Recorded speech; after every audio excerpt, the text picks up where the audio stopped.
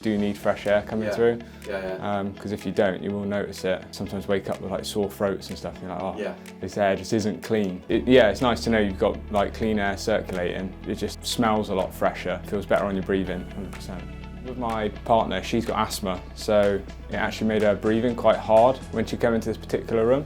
Because I think the mould, it really can take an effect on people with asthma in particular, on their breathing. But since having it, she seems to be a lot better. She can work in here, get ready for work in here fine without having to sort of come out of the room being like, oh, I feel horrible. Yeah, you definitely notice it. You don't smell the mould, like the damp. It's definitely gone down a lot. Yeah, it would probably come out in sort of like a line across there, about that far, just sort of like the odd splatter here and there, quite bad there. And most of that under there was like quite bad mould. 90% of that is gone now. You really have to look for it if you want to see any mould, particularly under here.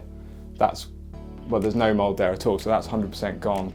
Yeah, so since having it fitted, there's been no sort of change in the temperature of the room. You can't notice any sort of drop in the heat. It just seems the same, really. So one of the main things was that we would get mould in the actual wardrobe.